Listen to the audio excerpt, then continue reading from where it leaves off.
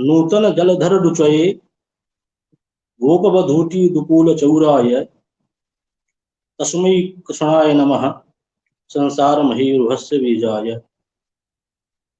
नमश्चंडिकायै। अमृत महोत्सवम उपलक्ष्य आयोजितायाम् अस्यां व्याख्यानमालायाम्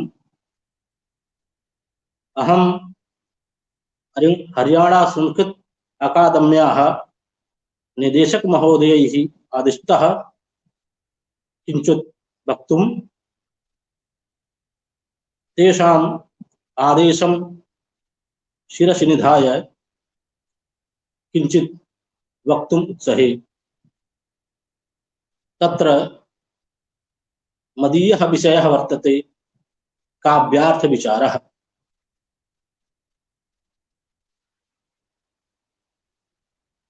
तत्र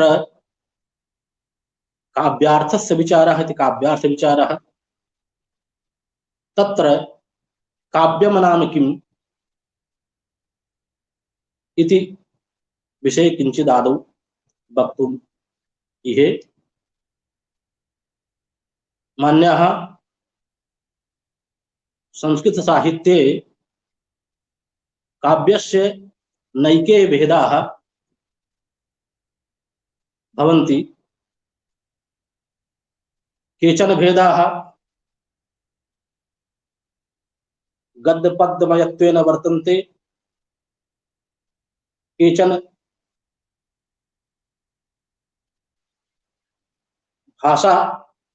भाषामादाय भेदाः वर्तन्ते, केचन इंद्रिय भेदमादाय काव्यभेदः भवन्ति इति वयं यदि विचारयामः तदा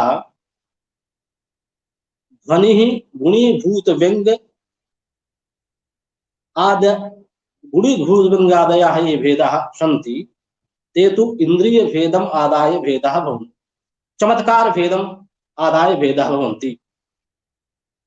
दृश्यश्रव्यत्व रूपः यः भेदः वर्तते स तु इंद्रिय भेदमादाय भेदः वर्तते। गद्य पद्य मय रूपः यः भेदः वर्तते स तु शैली भेदम् आदाय भेदः वर्तते। एवं नैके भेदाः भवन्ति। एवं भूतस्य काव्यस्य लक्षणं काव्यप्रकाशकारेण प्रथम लोकोत्तर वर्णना निपुण कविकर्म काव्यम्। अत्र कविकर्म काव्यं वर्तते। तत्र कवौ विशेषणं मम्मटेन दीयते लोकोत्तर वर्णनायां निपुणः यः कविः कर्म वर्तते। लोकोत्तर वर्णनायां निपुणः यः कविः वर्तते तस्य कर्म काव्यं वर्तते। इदं काव्यलक्षणं स्वरूपलक्षणं वर्तते। मम्मटेन द्विविधं लक्षणम् उक्तम्।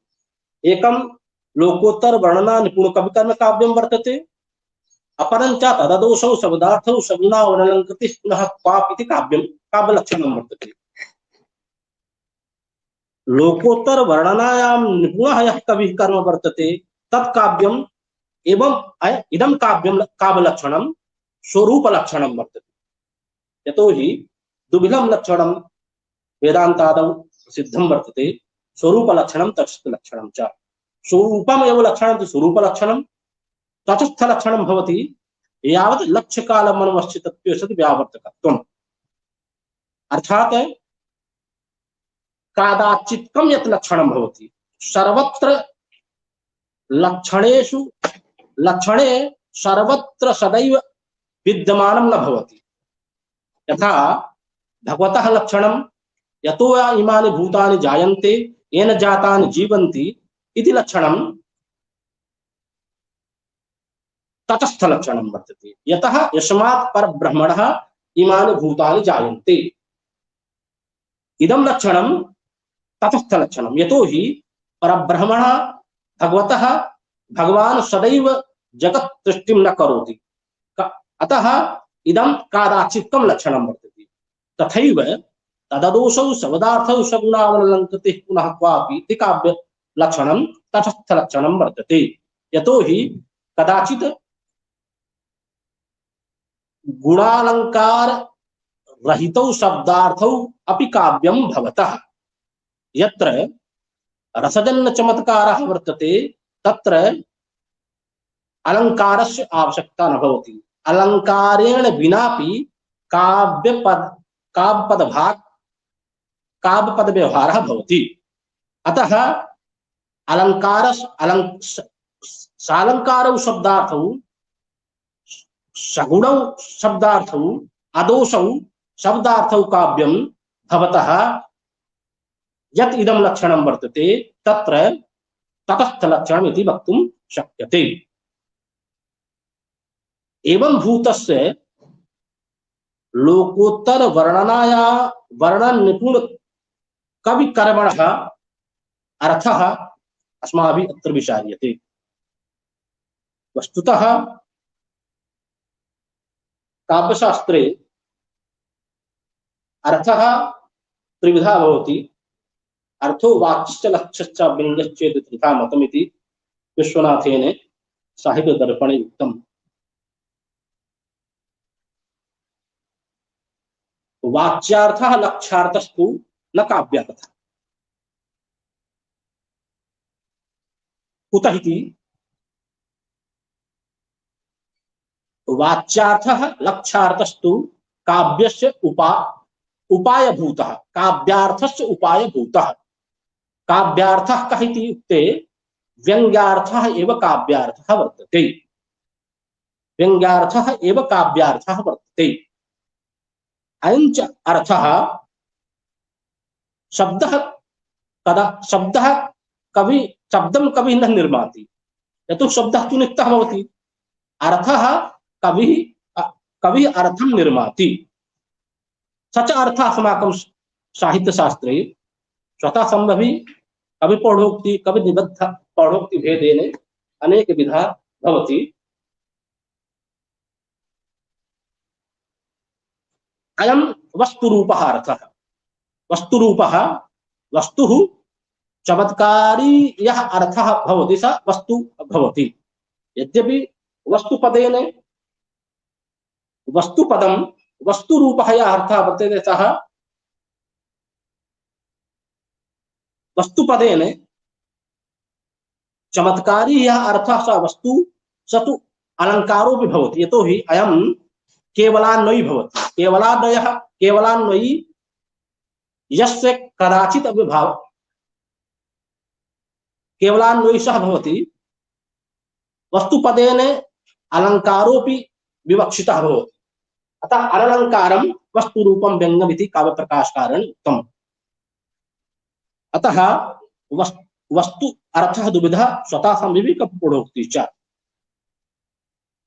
अपरश्च अर्थः रसः भवति। अयमेव काव्यस्य मुख्यार्थः, अयमेव काव्यार्थः वर्तते। यतो हि आनन्दवर्धनेन उक्तम् अयमेव महाकवेः मुख्यो व्यापारः यद् रसादीनेव मुख्यतया काव्यार्थीकृत्य तद्व्यक्त्यनुगुणत्वेन शब्दानाम् अर्थानां चोपि निबन्धनम्। शब्दानाम् अर्थानाम् उपनिबन्धनं रसम् आश्रित्य कार्यम् इति आनन्दवर्धनस्य सन्देशः वर्तते, आदेशः वर्तते। अयमेव काव्यस्य अर्थः। इदं अमुमेव काव्यार्थम् आश्रित्य किञ्चित् अत्र विचारयामः। अयं काव्यार्थः व्यञ्जनया प्रतीयते। व्यञ्जना च काव्यस्य परमाशक्ति। यद्यपि आनन्दवर्धनेन व्यञ्जनायाः कुत्रचित् नाम न गृहीतं, तथापि व्यञ्जनायाः कृते व्यंजकत्व पदम निर्दिष्टम। व्यंजकत्वं च व्यंजकत्वस्य लक्षणम् आनंदवर्धनेन व्यंग्यार्थ प्रकाशनम् इति कृतम्। व्यंग्यार्थ प्रकाशनम् एतस्य अर्थः व्यंग्यार्थः प्रकाशते अनेन इति व्यंग्यार्थ प्रकाशनम्। व्यंजकत्वम् इति व्यंजयति इति व्यंजकः, व्यंजकस्य भावः इति व्यंजकत्वम्। अतः त्वा प्रत्यार्थः, त्वा यः प्रत्यार्थः वर्तते स प्रत्यार्थः भावप्रधान भावार्थकः वर्तते। भावश्च अत्र क्रियारूपेण विवक्षितः वर्तते। अतः व्यंजकत्वस्य यत् व्याख्यानम् आनन्दवर्धनेन कृतं तत् व्यंजकत्व प्रकाशनम्। प्रकाशनम् इत्यत्र लुट् प्रत्ययः वर्तते, स भावार्थकः वर्तते। अतः व्यंग्यार्थः प्रकाशते अनेन इति व्यंग्यार्थ प्रकाशनम्। व्यंग्यार्थ प्रकाशनम् व्यंजनया जायते। अतएव इदम् उत्तम अतिशयिने व्यंग्ये वाच्याध्वनिर्बुधै कथितः इति उत्तम काव्यस्य लक्षणं मम्मटेन काव्यप्रकाशे कृतं। वाच्यार्थ व्यंग्ये अतिशयिनी उत्तमं तदेव बुधैः ध्वनिकाव्यं कथितम्। अत्र वाच्यातिशयत्वं नाम अधिक चमत्कार जनकत्वम् अधिक चमत्कारित्वं वा। तत्र वस्तु रूपः यः अर्थः भवति, अलंकार रूपः यः अर्थः भवति, स तु चमत्कार जनकः भवति। रसस्तु चमत्कारी भवति। रसः कदाचित् अपि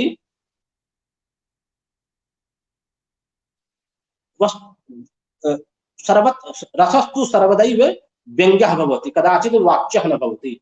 वस्तुरूपः अर्थः, अलंकार रूपः अर्थस्तु कदाचित् वाच्यो भी भवति, व्यंग्यस्तु भवत्येव। एवं भूतस्य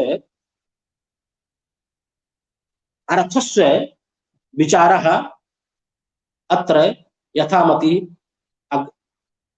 आदौ अग्रे अहं करोमि। तत्र अयमर्थः सर्वैः शब्दैः न प्रकाशते। यतोहि मम्मटेन आनंदवर्धनेन उक्तं सोऽर्थः सद्व्यक्ति तामर्थयोगी शब्दश्च कश्चन यतन्तः प्रतिभिज्ञेयौ तत् शब्दार्थौ महाकवेः। अर्थात सोऽर्थः सः सहदश्लाघ्यायो अर्थः तस्य अर्थस्य व्यक्तिः मन प्रकाशकः कश्चन शब्दः भवति, न तु सर्वे शब्दाः। अतः एवं भूतस्य शब्दस्य अर्थस्य कृते महान् प्रयत्नः करणीयः इति आनंदवर्धनेन उक्तः। अयं च प्रतीयमानार्थः व्यंग्यार्थः वा ललना लावण्यं यु वर्तते। प्रतीयमानं पुनरन्नदेव वस्तुस्त्वाणीषु महाकवीनाम् इति आनंदवर्धनेन उक्तम्। अयं प्रतीयमानार्थः ललना लावण्यं यु कथं वर्तते इति, यथा ललनायाः लावण्यं तस्याः अंगेभ्यः पृथक्तया भवति, कदा तत्र अंगे सन्निविष्टम् अपि लावण्यं तत्र विनिर्भूतं विलावण्यं तत् अंगात् बहिर्भूतः भवति, तस्मात् प्रकाशते परञ्च तद् भिन्नः भवति। तद्वत् अयं व्यङ्ग्यार्थः भवति। अयं व्यङ्ग्यार्थः कदाचित् अपि अयं काव्यार्थः व्यङ्ग्यार्थो वा कदाचित् अपि स्वशब्देन न प्रतीयते। वाच्यवृत्त्या अनालिङ्गितस्यैव अर्थस्य आलङ्कारिकैः स्वीकारात् पंडितराजेन उक्तम्। ध्वनिकारेणापि उक्तम् वस्तुचारुत्व प्रतीतये स्वशब्दा न विधितेन यत् प्रतिपादयितुम् इष्यते तत् व्यङ्ग्यम् इति। अयं च व्यङ्ग्य वस्तुरूपः यः अर्थः भवति, चमत्कारी यः वस्तुरूपः अर्थः भवति, स कदाचित् स्वशब्देन न प्रतीयते। अतएव अतएव काव्यादौ वयं पश्यामः यत् अनेकार्थकाः एकस्य अनेके शब्दाः भवन्ति, परञ्च कश्चन एव शब्दः तादृशस्य काव्यार्थस्य प्रतिपादकः भवति। यथा वयं गतं सम्प्रति शोचनीयतां समागम प्रार्थनया कपालिनः इत्यत्र शिवस्य वाचकः अनेके शब्दाः कोशादौ विद्यन्ते, परन्तु अत्र कपालिः शब्दः एव तं काव्यार्थं प्रकाशयितुं क्षमः वर्तते। यतोहि कपालास्थि धारण रूपः असुचि विभस्यार्थ बोधकतया शोचनीयताम् उपपादने काव्यानुगुणः अयं कपाली शब्दः, न तु पिनाकी शब्दः। यतोहि अत्र यदि पिनाकी शब्दः शिवस्य वाचकत्वेन स्वीक्रियते तदा पिनाकीधारिणः शिवार्थावगतेः पिनाकीधारिणः शिवस्य वरत्वेन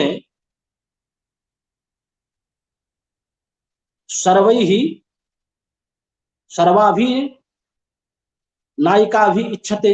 अतः शिवः अत्र शिवस्य वाचकः या कपाली शब्दः एव उचितः वर्तते। अतएव अस्य काव्यार्थस्य बोधकाः सर्वे शब्दाः योग्याः न भवन्ति।